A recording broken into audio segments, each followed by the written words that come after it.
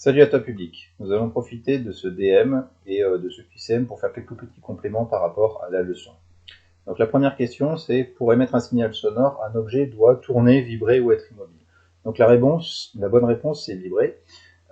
Généralement pour entendre un son, il faut un excitateur, quelque chose qui va vibrer, et un résonateur qui va amplifier le signal sonore. Par exemple, typiquement c'est une guitare, hein, l'excitateur c'est la corde qui va vibrer, et le résonateur c'est la table d'harmonie, la caisse de la guitare qui va permettre d'amplifier ce son.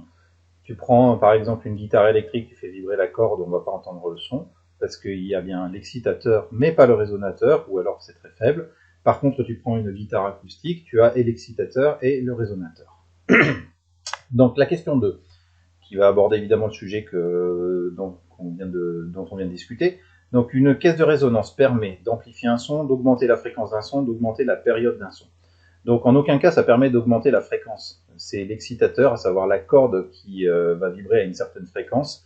Donc la caisse de résonance, elle va permettre d'amplifier le son. Ok, un signal sonore se propage dans les fluides. Donc il faut pour un signal sonore un milieu élastique. Dans les fluides, liquides ou gaz. Dans le vide, non. Alors dans le vide, non, parce qu'il faut un milieu élastique, et on a vu que c'était la propagation d'une perturbation. Et cette perturbation, c'était des zones de compression et de détente du milieu dans lequel se déplace l'onde sonore. Dans les solides. Alors dans les solides, oui, c'est un milieu qui est très peu déformable, mais il le reste tout de même un petit peu. La vitesse de propagation d'un signal sonore dans l'air a une valeur approchée de 345 mètres par seconde. Ça, c'est une valeur qu'il faut connaître. 1500 mètres par seconde, ça, c'est la vitesse de propagation d'un signal sonore dans l'eau.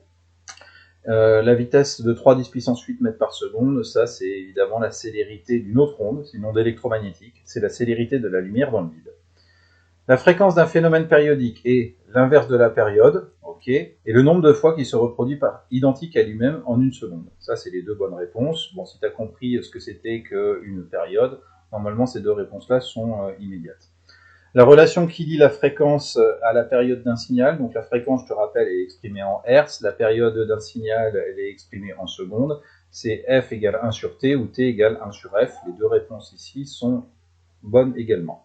La fréquence, elle s'exprime en Hertz, donc ça c'est en Hertz, mais on pourrait aussi dire que ce sont des secondes moins 1, parce qu'on a vu que la fréquence était homogène à l'inverse d'une période. Or la période s'exprime en secondes, donc on pourrait dire que ce serait des secondes moins 1. D'ailleurs le Hertz, ce sont des secondes moins 1. La plus petite durée au bout de laquelle un signal sonore se reproduit, c'est une durée, donc elle s'exprime en secondes, donc c'est nécessairement la période grand T.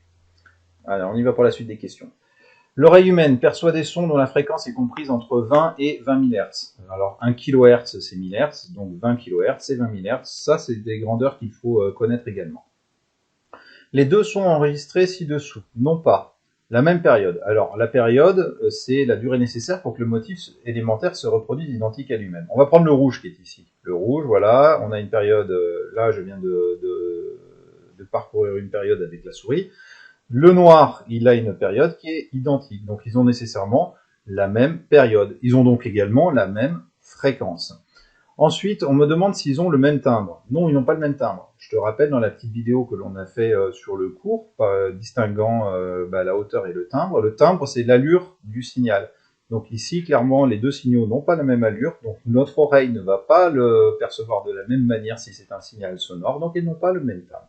La même hauteur. La même hauteur, c'est la fréquence, ok? Donc, s'ils ont la même période, ils ont la même fréquence, et s'ils ont la même fréquence, ils ont nécessairement la même hauteur ici. Donc, ils n'ont pas le même timbre. Oui, voilà, le même timbre, mais par contre, ils ont la même période et la même hauteur. Oui, c'était une négation dans la question, j'avais pas fait attention.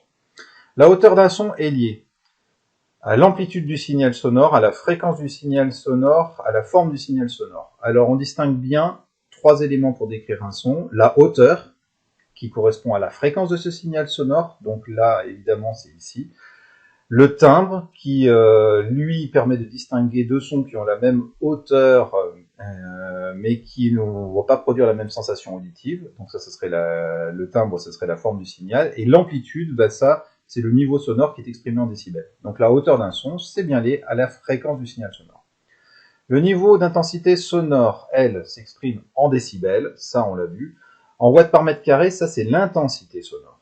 C'est l'intensité sonore, c'est pas le niveau sonore, c'est l'intensité sonore. Les watts ici, c'est juste une puissance. Bon, ok, donc le niveau d'intensité sonore s'exprime en décibels. Le niveau d'intensité sonore L et le niveau d'intensité sonore I varient dans le même sens. Oui, on se souvient, la formule c'est 10 log de I sur I0. I0 est une constante à 10-12 watts par mètre carré.